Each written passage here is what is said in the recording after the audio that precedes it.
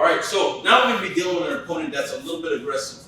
We're not completely sure what they're going to do, but usually when somebody is getting ready to come over your back, they always have bad intentions. All right, so we're talking about a Russian grip coming over the top and looking to grab on, and now they can go right to their next attack. They can go for a soto, they can go for a uchi, or similar to what we did earlier, they can grab onto the leg and do their own uchi. But this time, we're going to do our own uchi. All right? So, the attack position. One, as soon as I recognize they're getting ready to do it, I have to start going into my own attack. All right? If we allow our opponent to start attacking from this position, we will be in trouble. So, we have to be able to see what's the best way to address this. So, he goes in over the top. As soon as that happens, we don't have to necessarily lift to get to finish this. All I have to do is come in. Same thing. I do my uchi. My uchi Gary is going to be saving me because now he actually brought me closer.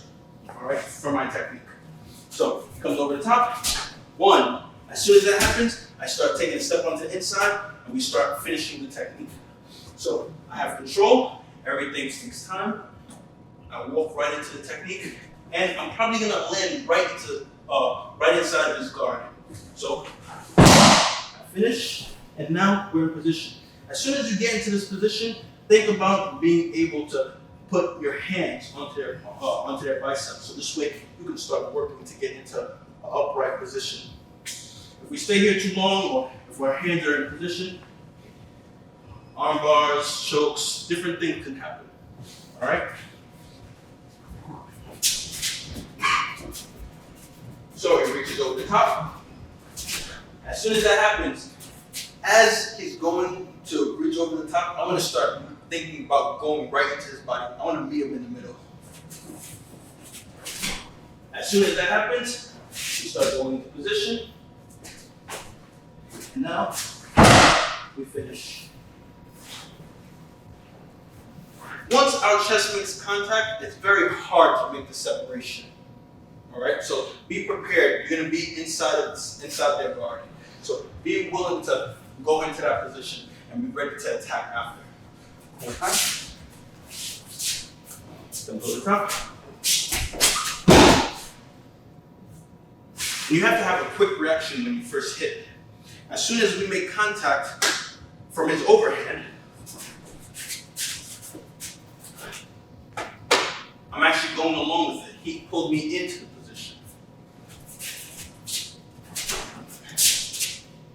And now we can start attacking immediately.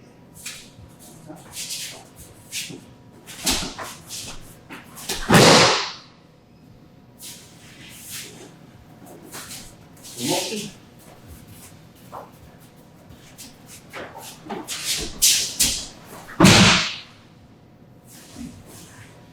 Just remember, you want to make sure after you make contact with your opponent, you want to start posturing up. Make space as much as possible. And then you can start looking for your passes, do whatever is necessary. But you never want to stay in this position where you're down on the ground or hands on the ground. Anything can happen.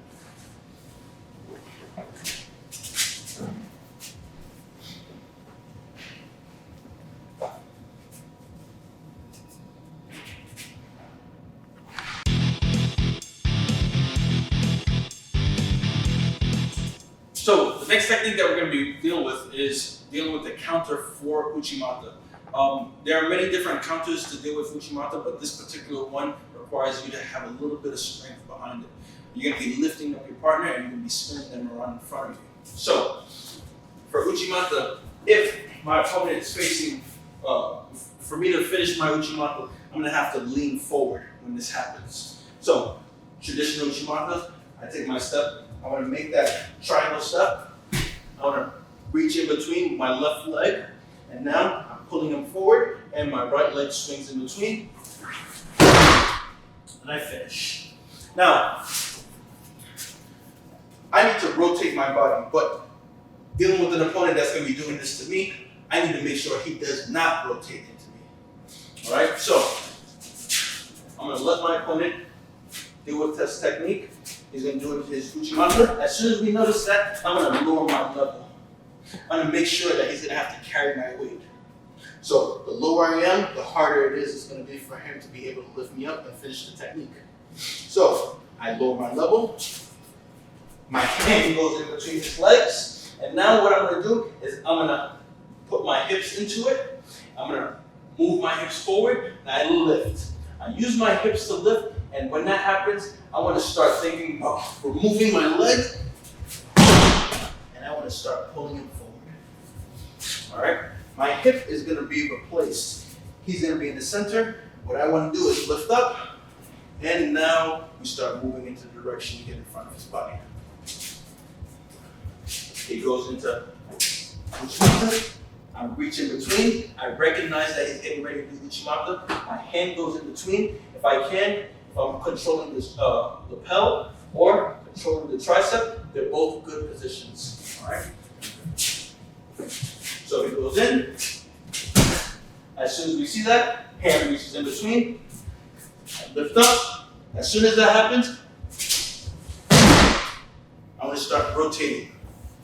This requires a level of training that's going to have you to be very explosive. Just to lift up another human being, just to be able to get them up. You have to be able to react very quickly, not just when they recognize the technique, but how their motions are. All right? So, one more time. He goes in, and I finish.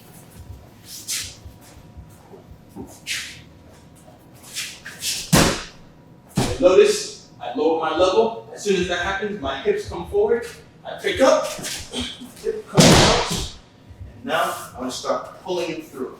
As I'm pulling him through, I'm lifting up his leg, and I'm pulling his head down towards the ground, and I'm rotating his body.